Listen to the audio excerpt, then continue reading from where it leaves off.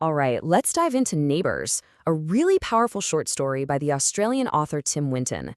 At its heart, this is a story about the invisible walls we all build around ourselves, and how sometimes they come tumbling down when we least expect it. So, right off the bat, the story hits us with a big question.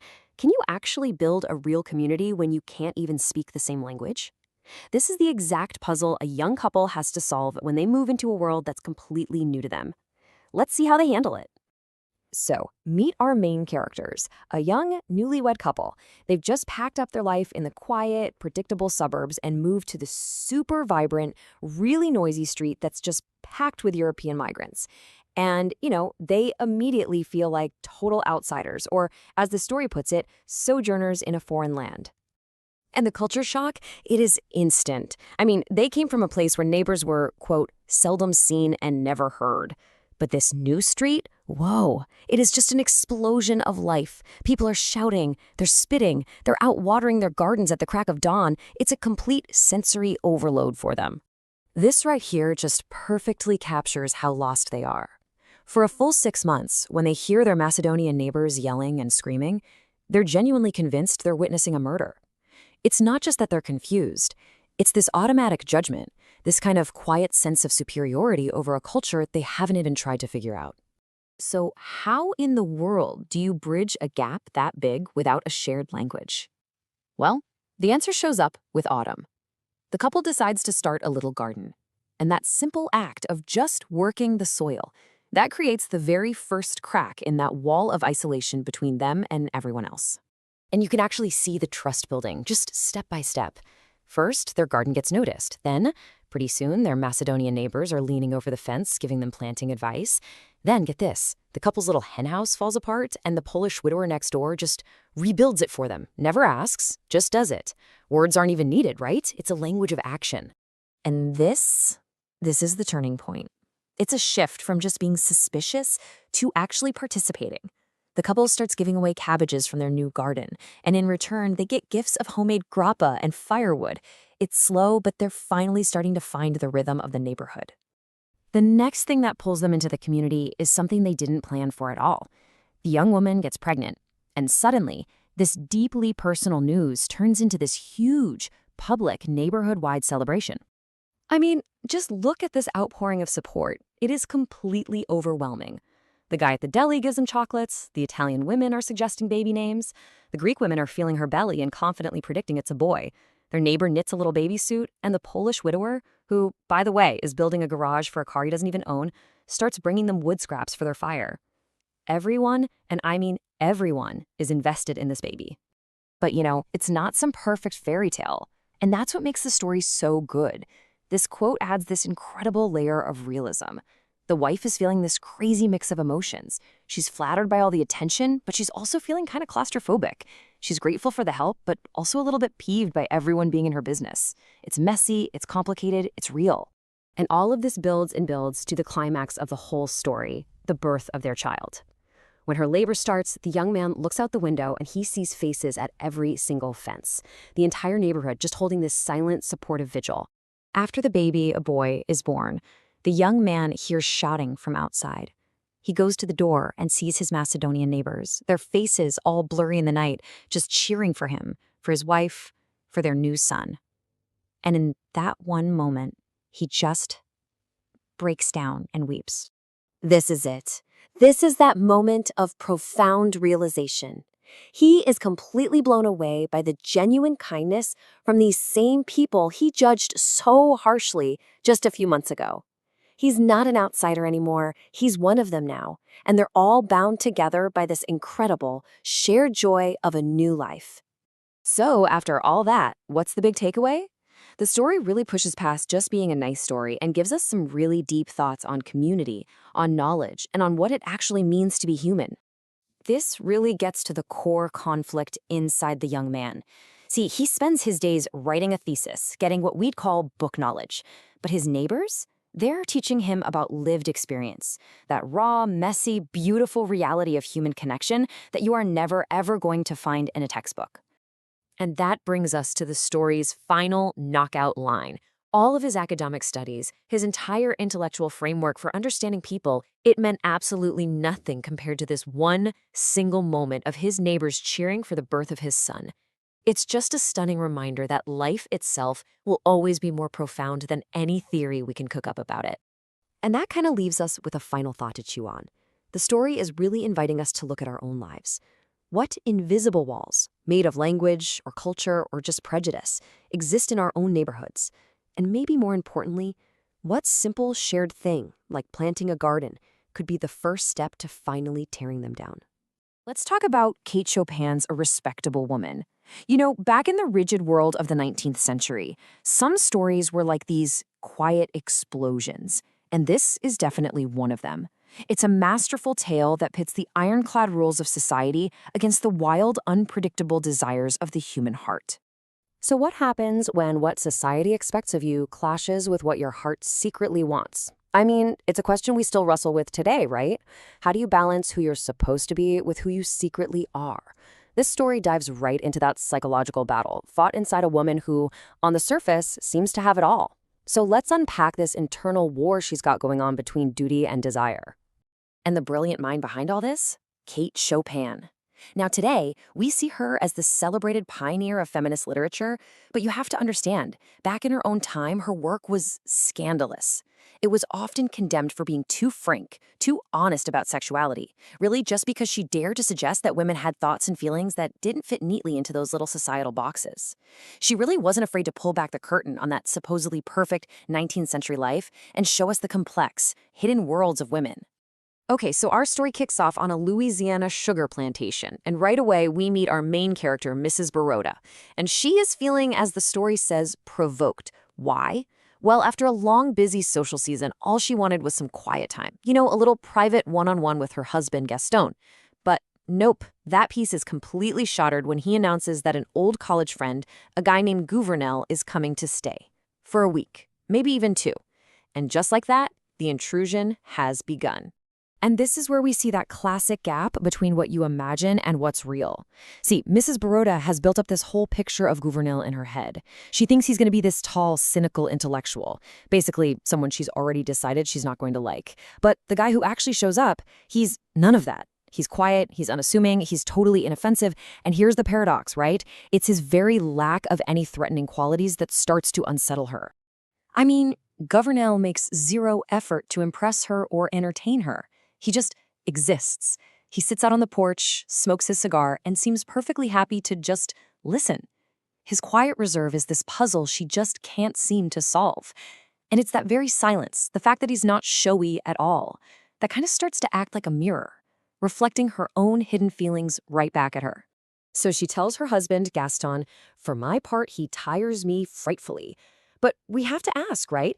Is she really tired of Gouvernail, or is she just exhausted by the confusing, unsettling feelings he's stirring up inside of her? I mean, this is a classic defense mechanism. She's trying to rationalize an attraction she can't even understand or admit to yet.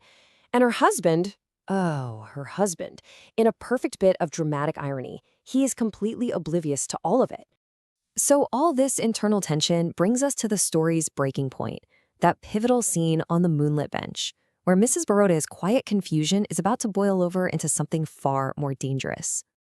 So one night, she's sitting outside all by herself, and Gouvernail joins her. And for the first time, he drops that silent act. He starts to talk, not in some big, showy way, but in this low, intimate voice. And he even murmurs a line of poetry into the night. And this is the moment. He reveals just a little flicker of his inner self, and it completely captivates her. And what's so crucial here is that her attraction isn't intellectual. She's not falling for his smarts or his wit. As Chopin writes it, her physical being was for the moment predominant. This is purely sensory. It's the sound of his voice, the warm night air, the whole vibe. It's a physical pull, and that's exactly what makes it feel so powerful and so totally out of her control. And right here, her internal crisis just hits its absolute peak. Sitting there in the dark, this overwhelming impulse just rushes through her, the desire to simply reach out and touch his face. Think about that. It's such a raw, undeniable urge, and it terrifies her. Why? Because that one simple desire threatens to completely shatter her entire identity as a respectable woman. So her reaction to this impulse, it's swift and it's decisive. She doesn't run from the man. No, she runs from herself. She's fleeing from these forbidden feelings that he's unlocked. In order to protect her status, her marriage, her whole carefully constructed life, she just runs. The aftermath is fast. I mean, the very next morning, she's gone. She abruptly leaves for the city and spends the entire winter away from home. A whole year goes by. And then, her husband Gaston, still completely clueless about what happened that night, makes this fateful suggestion. Hey, we should invite Gouvernail to visit again. At first, she's like, no way. She resists the idea. But then, something shifts. And this leads us to the story's famous, super mysterious, and endlessly debatable ending. She totally surprises Gaston by suddenly agreeing to the visit, and with a laugh, she tells him this. I have overcome everything. You will see. This time I shall be very nice to him. Okay, what on earth does that mean? And that is the question that has fascinated readers for like over a century. What is the everything she's talking about? What has she overcome? Chopin leaves us with two really tantalizing possibilities. So what did she overcome? Well, interpretation A is kind of the safe reading. She's conquered those dangerous feelings. She's confident she can face Gouvernail now and just be the perfectly respectable wife. But interpretation B is way more radical. It suggests she hasn't overcome the desire at all. She's overcome her fear of that desire, that she's conquered her social conditioning and is now ready to go after what she actually wants. And that ambiguity, that's the absolute genius of the story. It perfectly captures all its key themes, that constant battle between what society wants and what you want, the shocking power of just physical attraction, and, of course, the deep irony of a husband who has absolutely no idea what's going on inside his own wife's mind. And in the end, it really forces us to ask what respectability even means. And to think, this whole thing started because she was denied this one little thing, a tête-à-tête, a private, intimate conversation with her husband. It's so ironic, isn't it? The disruption of that quiet little plan is what led her to confront a much deeper, much more dangerous kind of intimacy with a completely different man. And so, Kate Chopin leaves us not with an answer, but with a question that echoes just as loudly today as it did way back in the 1890s. What truly defines a respectable life? Is it about conforming to what everyone else expects? Or is it about being true to the complex and, yeah, sometimes messy reality of our own desires? The story doesn't decide for us. That one's for you to think about. Welcome to The Explainer. All right, today we're jumping into a really powerful short story by Nita Desai called A Devoted Son. And let me tell you, it really gets into that messy, complicated space between love and, well, control. Yeah, the title sounds so simple, right? A devoted son? But this story presents this gut-wrenching paradox. It asks a really tough question that makes you rethink everything you thought you knew about family, duty, and what it truly means to care for someone. So, to really get our heads around this paradox, we've got to start at the beginning. Let's meet our main character, Rakesh. And from the get-go, he's set up to be the absolute model of a perfect son, a true wonderkind. Now, we're not talking about a small win here. For a family with really humble beginnings, his dad was a kerosene dealer, this is absolutely monumental. His success becomes this huge beacon of pride, not just for his parents, but for the entire neighborhood. So what's the first thing he does with this incredible, life-changing news? Does he get arrogant? Nope. His very first act is one of deep, traditional respect. He literally bows down and touches the feet of his father, Varmaji, to honor the man who made it all possible. And this gesture, it wasn't just for show, you know? It wasn't a one-time thing. Rakesh's devotion becomes the central pillar of his whole life, guiding every single major decision he makes. I mean, just look at the pattern here. He gets a scholarship to go to the USA, a golden ticket, right? But he comes home. His mother chooses an uneducated girl from her village for him to marry, and he just agrees. And of course, he provides constant, unwavering care for his parents, especially for his mom in her final days. He always puts their wishes before his own. So, in the eyes of his community, Rakesh is this total phenomenon. He somehow achieved this incredible modern success without sacrificing even an ounce of his traditional sense of duty. By all accounts, the man is perfect. But you knew there was a but coming, didn't you? As with so many tragedies, a single event changes absolutely everything. This is the turning point where Rakesh's devotion starts to morph into something else entirely. The death of his beloved wife just completely shatters Varmaji. His grief starts to show up as all these strange illnesses, and his will to live just fades. He becomes a ghost of his former self. And right here, you can see the change in Rakesh so clearly. The gentle son who used to bring his dad tea in his favorite cup, he slowly gets replaced by the efficient, almost clinical doctor who sees his father less as a person and more as a patient to be managed. This transformation doesn't just happen quietly inside him. Oh no, it explodes into this heartbreaking daily conflict between father and son, and the whole battle centers on the simplest of life's joys. Rakesh, the doctor, believes he knows what's best for his father's health, so he imposes this super strict, frugal diet. He takes away all the rich, fried foods and the sweets, like halwa, that have brought his father pleasure for his entire life. This is the absolute heart of the conflict. Rakesh thinks he's just being responsible, sensible medical care. But to his father, these words feel like a cold, cruel tyranny, stripping him of his freedom and his last remaining comforts. This just shows you the depth of his father's misery. Varmaji gets so desperate for just a little taste of his old life that he actually resorts to bribing his own grandson just to get him to buy some sweets in secret. So this daily struggle, it just keeps building and building until it reaches the story's unforgettable and absolutely devastating climax. In the final scene, Rakesh walks in with yet another medicine. It's a tonic he promises will restore his father's strength. But at this point, strength is the last thing Varmaji wants. Strength just means prolonging a life that he no longer wants to live. And for the first time, Varmaji physically fights back. He rejects the medicine. He rejects the care. He rejects the devotion itself, which he now sees as a cage that's keeping him alive just to suffer. And then he says these haunting final words, and the paradox is complete. His father begs him for one last thing, the one thing this devoted son, this brilliant doctor, absolutely cannot give him, the freedom to die. So the story's journey is this complete, tragic reversal. It kicks off with a celebration of a son's amazing success and ends with a father's heartbreaking plea for release from that very same son's care. You know, the story just weaves together so many powerful themes. There's the paradox of duty, where Rakesh succeeds as a doctor but fails as a son. The generation gap, with modern medicine clashing with traditional desires. And of course, the ultimate irony, that Rakesh's success is the very thing that robs his father of his joy. And hey, to deepen our understanding, let's look at some key vocabulary. Wonderkind, that refers to Rakesh's early genius. Sweetmeat is just a term for sweets, like the halwa Varmaji was craving. Desolate perfectly describes Varmaji's room and really his state of mind.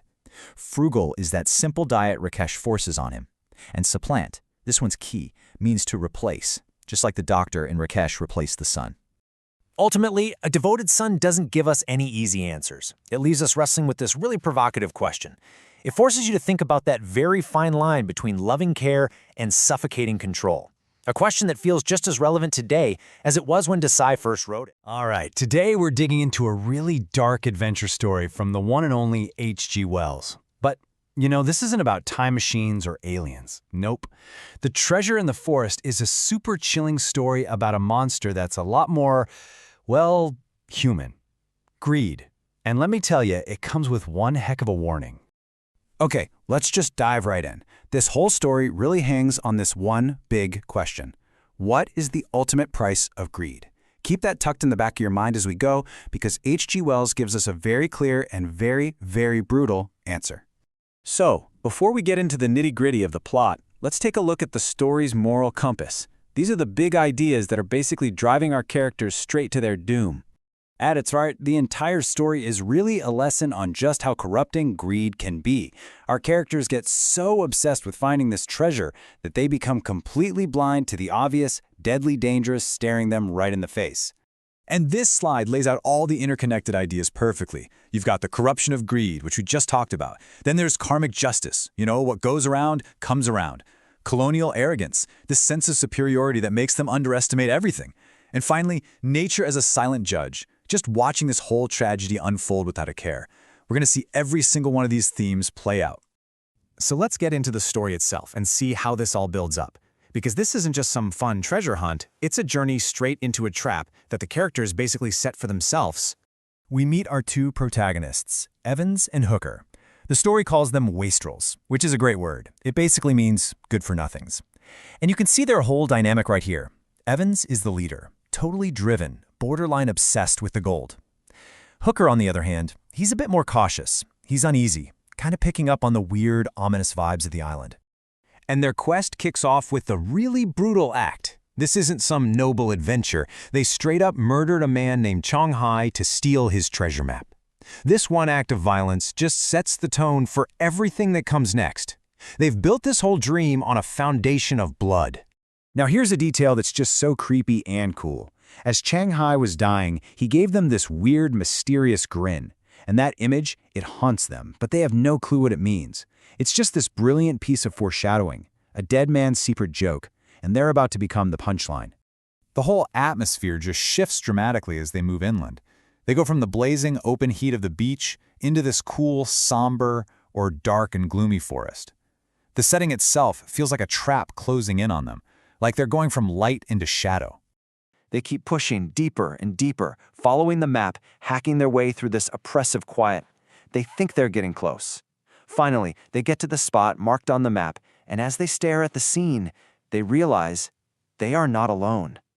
And here it is, the first massive, flashing red light that they choose to completely ignore. They find a dead body, and as you can see, the signs are unmistakable. Puffed up purple skin, swollen hands and feet. This guy was clearly poisoned. This should have been the moment they ran, but nope, their greed is just too strong. So why do they ignore the dead man? Because right next to him is the prize. Dull yellow bars of gold, just sitting there in a hole. In their minds, they've won. The sight of that gold completely erases the warning of the corpse lying right beside it. And this is the fatal moment.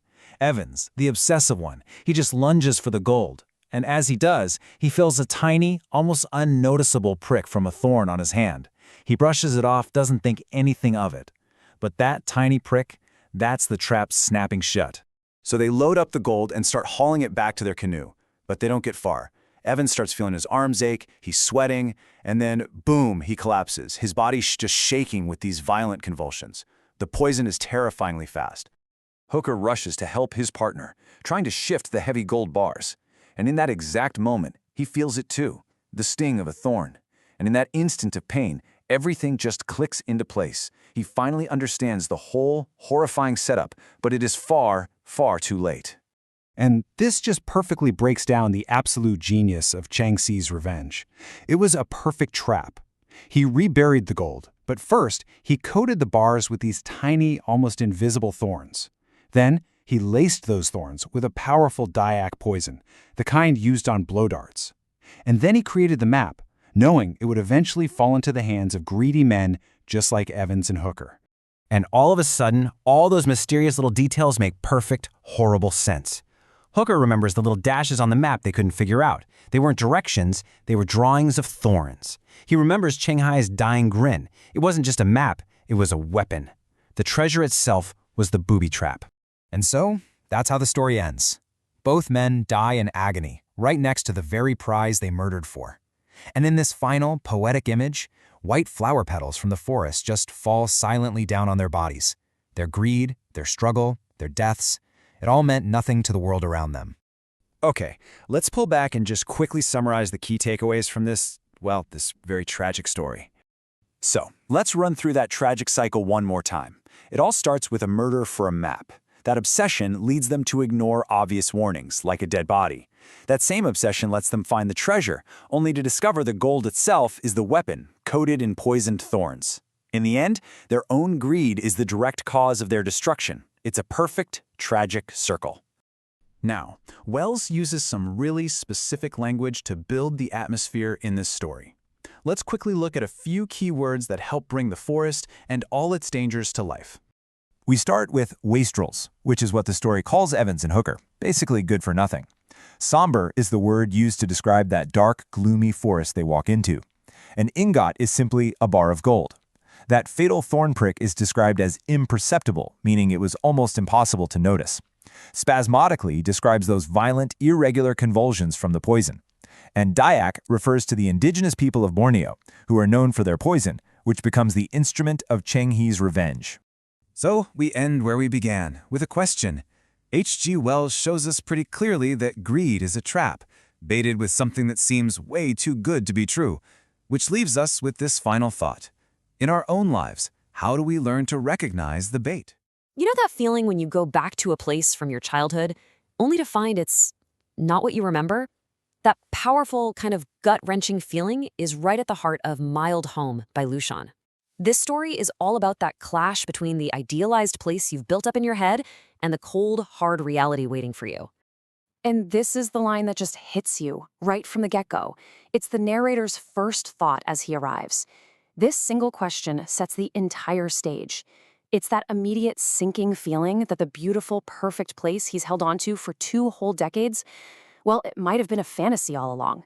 So why is he even back? Well, this isn't some happy reunion tour. He's on a pretty somber mission, actually. He's there to sell the old family home and move everyone away for good. This journey is really about saying a final, definitive goodbye. And what he finds is just bleak. The beautiful countryside he remembered, gone. Replaced by this depressing, lifeless village under a dreary gray sky. And the decay isn't just in the town, it's his own home, too. You can see it in the withered vines on the roof. It's the perfect visual metaphor for his own family's declining fortunes. But then, right in the middle of all this gloom, his mother mentions a name from the past, Runtu. And just like that, it's like a switch is flipped. The gray, desolate present just melts away, and we're flooded with the golden light of a cherished memory. And I mean, just look at how vibrant this memory is. The narrator calls it a marvelous scene. In his mind's eye, he sees this heroic 12-year-old kid, Runtu, standing guard in a moonlit watermelon patch, ready to defend it from this badger-like creature called Azah. This isn't just a friend he's remembering. This is a childhood legend. So, this is the crucial part. In the narrator's mind, Runtu was everything. He was a brave hero who knew all the secrets of nature, like how to catch birds and find beautiful seashells. But more importantly, they were equals. Their friendship was pure, perfect, completely untouched by the social classes they were too young and innocent to even understand. And just as we're getting lost in that perfect memory, bam! The story snaps us right back to the present day. The door opens and reality walks in, ready to tear that beautiful image down, piece by painful piece. First up, we meet second sister Yang. Now, the narrator remembers her as the bean-curd beauty, but the woman who's here now is different.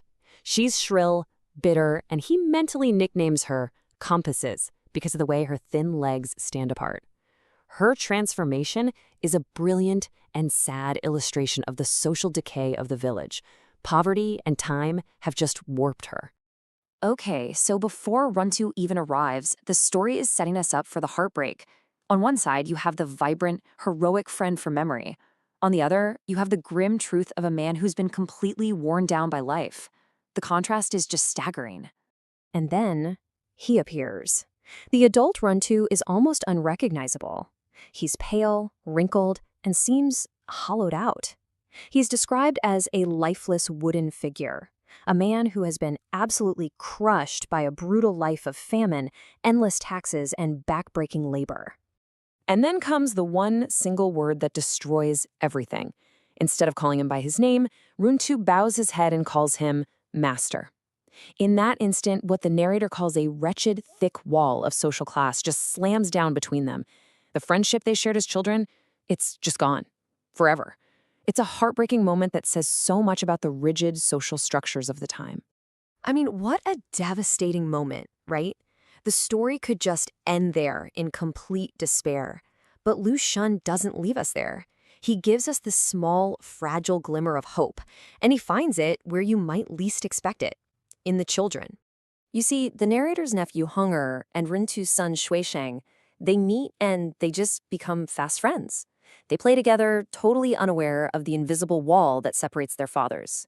Their innocent connection suggests this really powerful idea. These social barriers, they aren't natural. They're built. And that means maybe they can also be torn down. So as we pull back, we can see the story is really built on these incredible themes. You have the deceptive nature of memory clashing with reality, the destructive power of social class, and finally, this fragile, cautious hope for what the future might hold. This timeline really maps out the story's emotional roller coaster. We start in the warmth of a perfect memory, a utopian friendship. Then we plunge into the cold, bleak reality of the present. We hit absolute rock bottom with the destruction of that friendship, only to find a tiny glimmer of hope in the next generation, suggesting a new path can be built. And this is the thought the narrator leaves us with, and it's just so profound. It's not a promise that things are guaranteed to get better, it's more like a challenge. Hope isn't something you just find, it's something you create. A path to a better world doesn't exist until people start walking it, together. What a powerful idea to end. Do you know that feeling when you visit a place for the very first time and you're just completely blown away? You see this age-old peacefulness. That's exactly what a tourist sees in Kathmandu Valley. It's this picture-perfect, deeply spiritual vision. But, and this is a big but, as we're about to find out, that's only half the story. So welcome to the world of the half-closed eyes of the Buddha and the slowly sinking sun. It's this incredible story by the Nepali author Shankar Lamachane. And what makes it so amazing is that it's built on this really fascinating contradiction, basically a clash between two totally different realities that exist in the exact same place. And the way Lamachane pulls this off is through a really unique literary technique. Okay, so what this story is really all about, at its core, is this major clash of perceptions. It really makes you stop and think. When you look at a place, what are you actually seeing? Are you seeing the romantic, postcard version of it? Or are you seeing the gritty, underlying reality? And Lamachane just throws us right into the deep end of this conflict. He uses this brilliant technique called stream of consciousness. And what that means is we're not just being told about these two different worlds. Nope, we actually get to live inside the minds of our two main characters. So on one side, you've got the tourist who sees nothing but spirituality and ancient beauty. And then on the other side, there's the local guide who's just living the daily struggle to survive. All right, let's dive into the tourist's head first. He's got a little bit of black and white whiskey in him, he's feeling emotional, and he's painting this picture of Nepal as this almost mythical, magical place. And one of the things he gets totally fixated on is this concept he calls the Samyak gaze. He sees it everywhere, in the eyes of monks, on Buddha statues. And for him, it's this idea of a pure, perfect way of seeing, looking at the world without any kind of bias. He thinks this is the absolute spiritual heart of Nepal. So this romantic vision, it affects everything he sees. A normal house? To him, it's a sacred temple. A simple friendly gesture? Oh no, that's a smile from the soul, just full of ancient wisdom. He even gets to the point where he feels this huge cultural debt, like the West basically owes its entire existence to the generosity of the East. So we've been soaking in this beautiful, almost dreamlike vision of Nepal, and then bam, the story takes a hard turn. The guide, who's been listening patiently this whole time, basically says, okay, that's enough. It's time for you to see something else. The guide tells him he wants to show him the pulse of reality. And this isn't something you can see from the back of a tour car, right? It's the side of Nepal that you won't find in any history books, and it's definitely not on any of the postcards. So the guide leads the tourists on this journey. And it's a real physical journey, but it's also deeply metaphorical. You can see the steps here. They get off the beaten path, climb up Chobar Hill, and end up at a poor farmer's hut. And it's here. This is where the tourist is about to come face to face with a completely different kind of reality. And right away, the contrast is just painfully clear. This family, they're not sitting around talking about ancient princesses or glorious dynasties. No way. Their entire lives are about back-breaking work in the fields, just so they can pay half of what they earn to landlords back in the city. And then the guide shows him the real heart of his lesson. It's a child who has been struck down by polio. The story describes him as one of his maker's strangest forms of creation. His body is completely useless. He can't move. He can't speak. He can't even spit. He's alive, yes, but he is just utterly trapped inside his own body. And this is where it all comes back to the central symbol that really ties this whole story together, the eyes. Right? We've talked about the spiritual, half-closed eyes of the Buddha, but now we have to look into the eyes of this child. Think about it. The Buddha's half-closed eyes, they're all about peace, wisdom, and deep thought. But the child's eyes, They're just listless and empty. What they represent is a future that's been shattered, a life that's just silent suffering. And then the guide gives us the child's silent monologue. It's incredibly powerful. His healthy sister, she represents the future, the continuation of history, of culture, of language. But him, he represents the absolute end. It's like in his small body, thousands of years of human development, tradition, and potential have just come to a dead stop.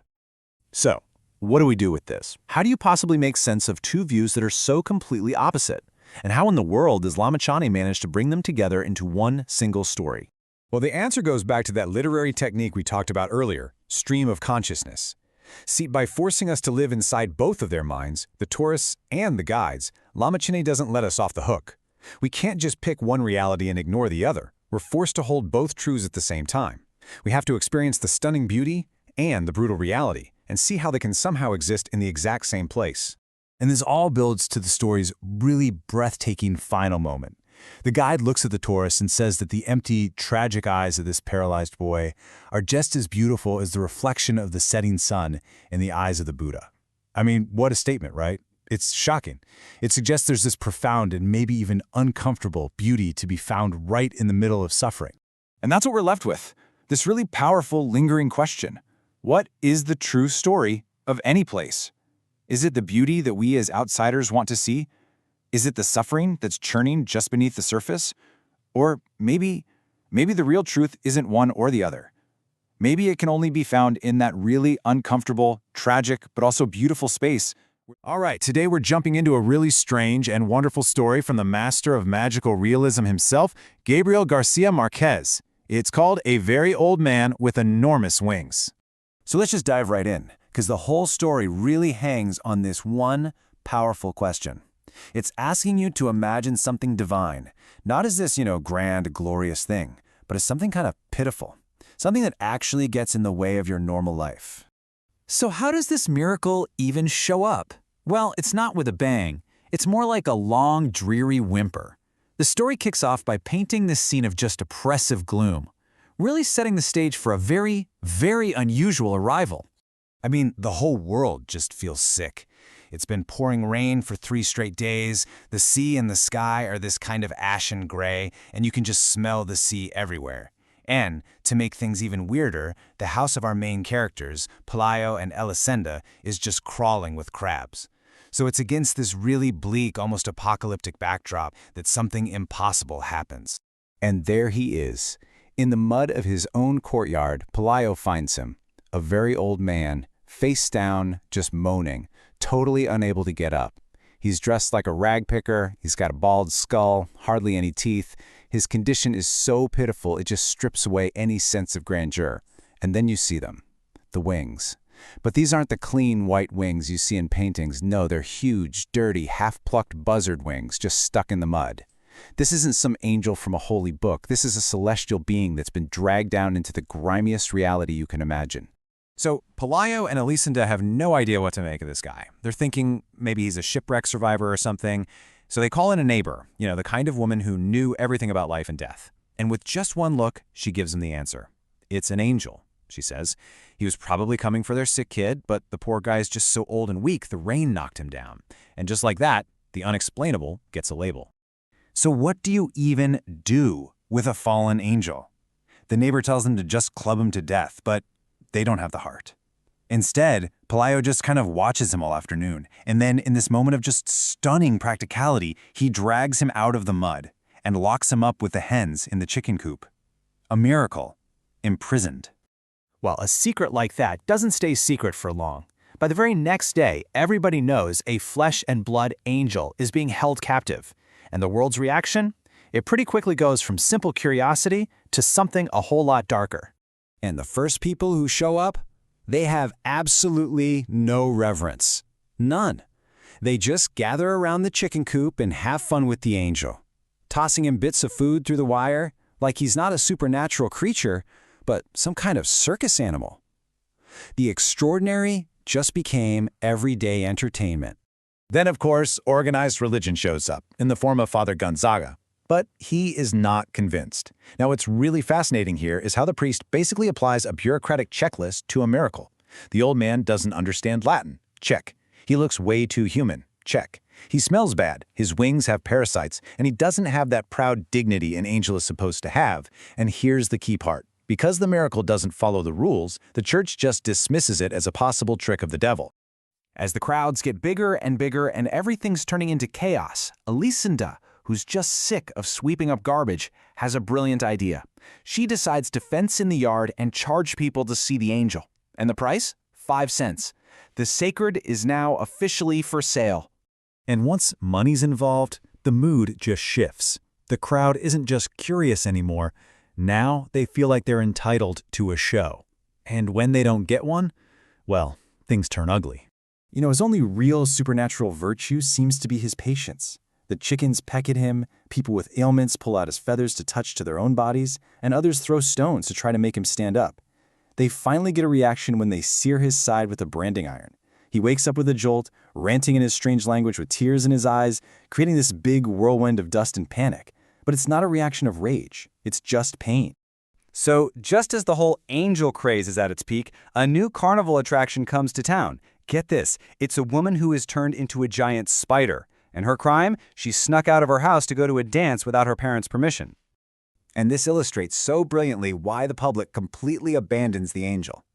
The Spider-Woman story is easy. It's full of what they call human truth, and it's got a super clear moral. Don't disobey your parents.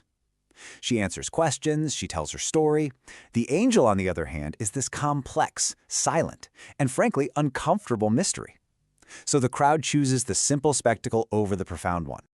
And just like that, the courtyard empties out.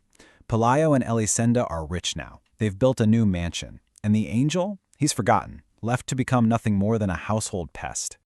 So for years, he just wanders around the house, getting shooed out of rooms with a broom. He and the child both get chickenpox at the same time. A doctor even examines him and is just baffled, not by the fact that wings exist, but by how perfectly logical and natural they seem on a human body.